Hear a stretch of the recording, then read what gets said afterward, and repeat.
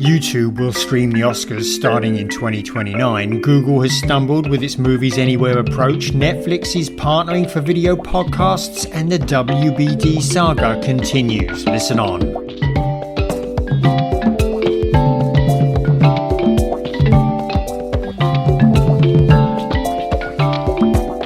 And welcome to this week's edition of Inside the Stream. This is Will Richmond from Video News, and that was Colin Dixon there, of course, from Endscreen Media. And Colin, this is our last podcast of 2025. Can you believe it? I can, Will. It's beginning to look a lot like Christmas, certainly in the Dixon household. Is it looking like the holidays where you are? Well, we had a couple of inches of snow over the weekend, our first somewhat material snowfall. I don't know if you can call 2 inches material, but at least it covered everything in white for a day or so, and that's a sure sign of the holidays coming. It sure is. A nice little teaser maybe for the early next year. But we're going to do a bit of a round the horn this week. We've got several stories. I think we've got 4 stories that we want to talk about this week real briefly. And I think I'm going to get us started, aren't I, with YouTube. Go for it. So, it was announced this morning that the Oscars will be moving to YouTube in 2029 for the 101st Oscar broadcast. Now, currently it's with ABC, and apparently things aren't going very well there. It seems like, I think the last Oscars ceremony drew only about 10 million viewers here, and it is falling, not gaining. So I think this is the Oscars throwing a bit of a Hail Mary here to try and improve the audiences, Will. So what's going to happen is that apparently pretty much the whole thing, including the red carpet, behind the scenes content, governor's ball access and more, will be available live and for free on YouTube to the 2 billion viewers around the world. But I don't know, it sounds to me like we don't get to watch for free in the United States, because they say it's for free to people around the world, but in the US you need YouTube TV to watch it. So I was a bit surprised about that, and we should definitely look for clarification, because that makes it very expensive for somebody who wants to watch the Oscars in the US. But I think generally, this is a good move for both of them. Will as I noted, this is the Academy seeing falling viewership for the awards. Actually, being on a non-scheduled network might be good, because they don't have to stick so rigidly to the timings that they've had in the Oscars in the past. So if somebody runs a little bit over on their speech, then they don't have to cut them off. I think this actually will be very good developing the audience, because I'm not sure how much the Oscars are watched outside of the US, but this will certainly help, I think, get it under people's noses. Now there's literally no barrier to them watching it. Anybody can watch it. And this is great for YouTube, because I think it's going to encourage people to watch on TV, which will get more people watching YouTube on TV, which, as we know, has the best engagement. It's the screen with the best engagement. So people will get used to watching this there, and hopefully that will bring them to watch their other YouTube videos there as well, and watch for longer, and YouTube makes more money. So I think it sounds like a pretty good deal for both. The only people that seem to lose here are us in the US. Yeah, I was just puzzling through that question. If you have to have YouTube TV in order to watch the Oscars starting in 2029, whatever best case scenario, let's say YouTube TV has maybe 15 million subscribers at that point, that's like, 15% or less than TV households in the US. So is that to say that, upwards of 80-85% of US TV households would not be able to watch the Oscars unless they somehow subscribe to YouTube TV? That seems sort of incongruous, doesn't it? It does, and I that's why I'm sort of hesitant to sort of say hard and fast that that's the only way you'll be able to watch. Yeah. I have a suspicion that YouTube probably has, or YouTube TV probably has, an agreement with somebody else. Maybe they'll sub-license to a broadcaster or something to carry the ceremony so that we can continue to watch for free here in the US. As you say, doesn't sound like a great audience developer here, No. being on YouTube TV. And frankly, by 2029, I just don't know how many people are going to be left. You say 15 million might be on YouTube TV. That might be true, or it could be that we just see things completely plateau for YouTube TV. Certainly the traditional pay TV market is continuing to decline. It looks like it's headed for about another 9.5% decline this year.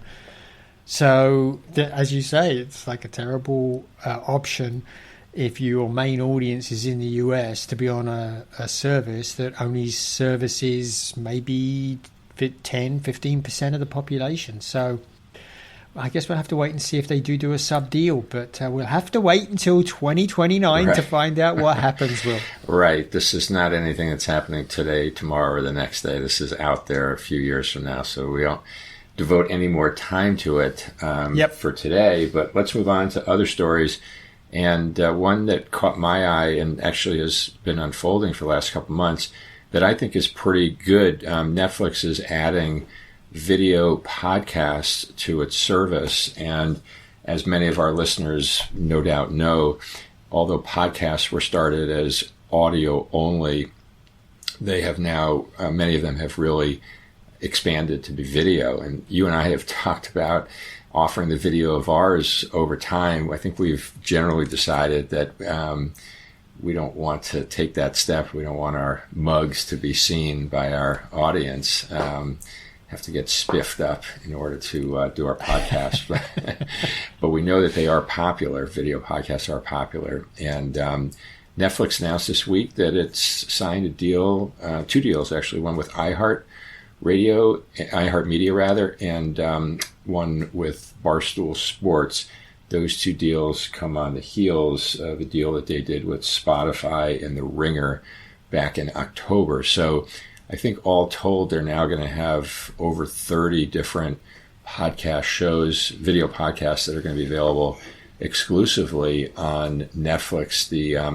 I think the big play here for Netflix, and again, it's early days, but is to try to pull some of these podcasts off of YouTube, which is really where the video podcasts have flourished the most. So this pulls some of those podcasts away. And Netflix kind of characterized this as a, quote, initial collection of video podcasts. I think it very much remains to be seen what their strategy is with video podcasts. This might also relate in some way what they do with video podcasts with how the whole Warner Brothers Discovery deal unfolds, because obviously if that goes forward, Netflix is going to have its hands full with integrating that content, and will obviously have a lot more content on its plate. So video podcasts could decrease in terms of strategic importance. But for now, anyway, it looks like they're getting a foothold. It does, and as you say, it's not really clear what their strategy is with video podcasts. They always subscribe to this idea of crawl, walk, run in markets that they enter. This is a new market for them. Clearly, they're crawling here while they figure out, how it's received by viewers, and if it's successful at maybe recruiting more young people who come to see this exclusive content, and this content is indeed exclusive. One of the things I wonder, Will, is if the content that they're getting from iHeart and from Barstool under the same terms as they're getting from Spotify. It was reported in the New York Times that one of the stipulations of that deal with between Netflix and Spotify for the podcasts it's getting from there is that the podcasts cannot be aired in their entirety, quote, on YouTube. And so I don't know. I don't know if they come with the same restrictions, but it sounds like the video piece at least is exclusive to Netflix. It's not clear if the whole podcast is, right? Yeah, I would think that the audio portion, the audio podcast, is still available elsewhere. Unadulterated. The video is the exclusive piece here. But we'll wait and see. As you said, their strategy still seems nascent here. They haven't really articulated anything formal at this point. No. Certainly there's nothing there that, I certainly don't follow any of these podcasters, so I'm not going to be rushing off to watch that content. But maybe some of our listeners are, so maybe you can let us know if them being on Netflix exclusively in video format is something that rings your bell. Let us know if that's something that you're going to really be looking for on Netflix. Yeah, and certainly if you are, that adds to your time engaging with Netflix, which, of course, helps with stickiness and reduces churn. So to that end, these video podcasts could be very beneficial to Netflix. So we'll keep an eye. Let's move on to the next story, Colin. We're talking about Movies Anywhere and the recent dispute between YouTube TV and Disney and how all this plays out. Right. So in that protracted dispute between YouTube and Disney, YouTube TV and Disney, which, by the way, has now been resolved. They now have a long-term carriage deal in place, and so all of the ESPN content and ABC stations and all of that are back on YouTube. But as part of that tit-for-tat that was going on in that protracted dispute, one of the things that Google did, YouTube did, was they cancelled their contract with Movies Anywhere. And this probably warrants a little bit of explanation. Movies Anywhere, I don't know if anybody remembers, Movies Anywhere is owned by Disney. I think it's now run independently. And it was the eventual winner in the single place that people can have access to all of their movies that they have purchased online. And they were at one point in a battle with Ultraviolet about who ended up owning or at least running that service. Disney won out. And so basically all of the major movie stores now, when you purchase a movie, in Google or at Amazon or anywhere else, those movies, when you come to Movies Anywhere, will all show up here. So that what that means for you as a viewer is that you can purchase your movies anywhere and come to Movies Anywhere and have a unified view of everything that you own. And in fact, if they're partnering, what you will find is when you go to those movie stores, those movie stores sort of reach out to Movies Anywhere and can see the other movies in your portfolio, even the ones that you haven't purchased from that particular store. Okay, so that's the backstory here.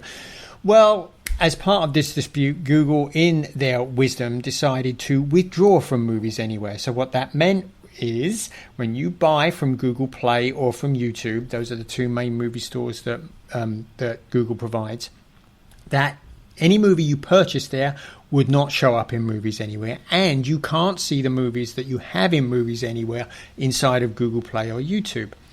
So that was the upshot of it. Well, it turns out that now this thing's been resolved. There was a press release from Movies Anywhere to say that Google Play, YouTube will soon return to Movies Anywhere. We're working to bring Google YouTube back as participating digital retailer. Stay tuned for updates on the relaunch date. So, okay, this is good that it's coming back. But here's the thing, Will. They should never have left in the first place. This was nothing to do with the argument that they had with Disney over the TV rights. And I've got to tell you, this hurt everybody in the ecosystem. One of the things about the EST, the electronic sell-through market, as it's called, is that it is really struggling. It's kind of on life support. It has not recovered any of the revenue, really, from the decline in physical sales. So I've consulted my trusty spreadsheet.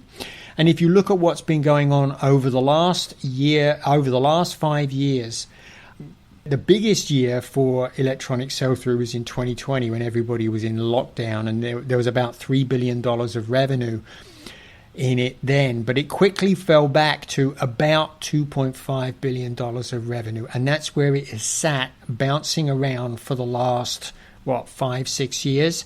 And it's not growing. And this sort of thing will not help it grow either, because it erodes the confidence of viewers in the whole purchasing ecosystem. If they can't trust that they can buy a movie from a movie store and have access to that movie regardless of what's going on with that store, if that store closes, then they will not trust buying digital movies. They'll realize that what they're actually buying is a right that can be revoked at any time that they like. And this is not going to help this market. They are participants in this market. If you add YouTube and Google Play sales, they're the second biggest store in the market. The biggest, of course, is Amazon. And I just, this really gets me that they did this in the first place. If the rights to watch a movie can disappear on the whim of a tech bro, this just is not going to work for the market. So I just wonder what damage it's done to the market. I'm looking forward to seeing numbers from DEG for Q4 to see if actually it did impact the market. But you can bet some people were paying attention. You're sounding like a person who has a large collection of movies that you've purchased from Google. I don't have a large collection, Will, but I really do. I cover this market. I think, as you heard from the numbers, the market is kind of flat. It's not growing anymore. And if they want to make money from this market, if everybody that's participating want to make money in the market, people have to have confidence in it. And this stuff erodes confidence. So, all I can say is, Google, pack it up. Don't do it. Don't do this anymore if you really want this market to continue to exist. Well, and this market to continue to exist, I think is a key question, because we know that in the days of physical media, people used to love displaying their DVD collection, and they carry their portable DVD players around for their kids and the whole 9 yards. Streaming makes so much stuff available in a subscription model that the need for actually buying a movie has declined, right? And you can't display them any longer. It has declined, but for your favorite movies, you are still better off buying it, Will, because as we found out, SVOD services can withdraw movies at a whim. Disney has pulled a whole bunch of content off of Disney Plus. If you want to make sure that you can watch Lady and the Tramp forever, you better buy a copy. But this makes you wonder, if you buy that copy, even then, will you still be able to access it? So buy a copy and also keep your trusty DVD player connected, or at least accessible somewhere where you can break it out and then connect it, right? You bet. It sounds like that's the only way to really guarantee these days. But anyway, it's probably enough on this. We've got an addendum to our discussion of Warner Brothers Discovery and the fast that's going on there, right? I feel like we'd be remiss not to at least comment or share brief thoughts on the ongoing saga here. This week brought a couple of new twists and turns. The board of Warner Brothers Discovery formally told its shareholders to reject the Paramount deal in favor of the Netflix deal. The big hang-up there seems like the quality of the Paramount deal is questionable from the board's assessment. And it's not worth getting into too much here, but it seems like the cash portion of the deal, which is supposed to be provided by Larry Ellison, who's, of course, the head of Oracle, is not completely locked down, and he has not been willing to put forth a personal guarantee. So that has put Netflix in the driver's seat here, at least for now.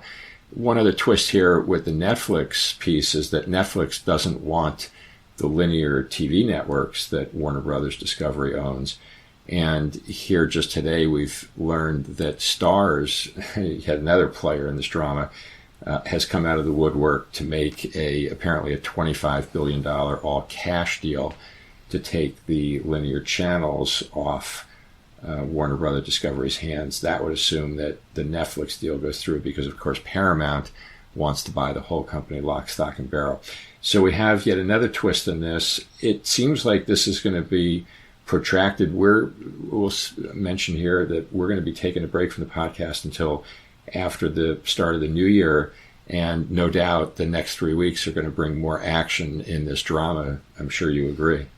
Oh, yeah, I do. But interesting, that $25 billion number is an interesting number, Will, because I think Netflix has offered like 81 or 82 billion or something like that for the rest. So if you add that up, you get like 106, 107 billion, which is around about what Paramount and the Ellisons have offered for the whole thing. So I looked at this, I wrote a piece, and as we talked about last week on Balance, I think it's probably, a better home for it. Whether it'll end up there or not is another question, is Netflix.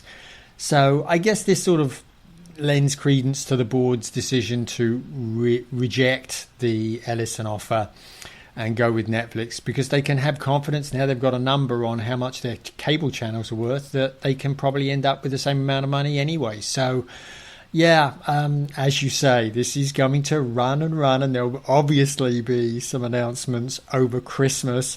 I hope those lawyers are ready to draft those those contracts, Will. Right. Another question here, I suppose, is what is Starz doing being interested in this whole collection of linear TV channels? I'm not sure I understand what that strategy is about. Well, we do know that there's a substantial amount of revenue still flowing from those channels, Will. So even though we've seen pretty dramatic decline in the traditional TV marketplace, I was looking at my numbers just yesterday, and it turns out it's like half the size it was in 2014, under half. It's down about 49 million homes, I think, these days. Traditional, that is, not including the virtual MVPDs. So although it shrunk, they've been able to get good increases in the license fees that they're getting. So I think there's sort of, this is an opportunity to milk that cow for a little bit longer. I think there probably is $25 billion of value in all of those channels when you add them all up over the long term. But, clearly by 2030, they aren't going to be worth anything like $25 billion. But, maybe they can exact that amount of revenue and some over the next few years. And as we noted in our last discussion, a key variable here in what happens with Warner Brothers Discovery is on the regulatory front. And in that respect, it's hard to get a read on what's the latest temperature from the president and the administration, but it seemed like they were leaning toward Paramount. But we'll wait and see. And as you just said, next 3 weeks, certainly going to bring more twists and turns to this drama. It will indeed. But, I think that's just about it this year, Will. And I want to wish our listeners a very happy holidays. Hope you have a great time. I'm giving you permission to completely unplug. Don't listen to what's going on with WBD. Spend time with your family and focus on them and having a relaxing time. That's good advice, Colin, and wishing you happy holidays, and of course all of our listeners happy holidays, and back in 2026. Indeed. All right, last word. Thanks, Colin.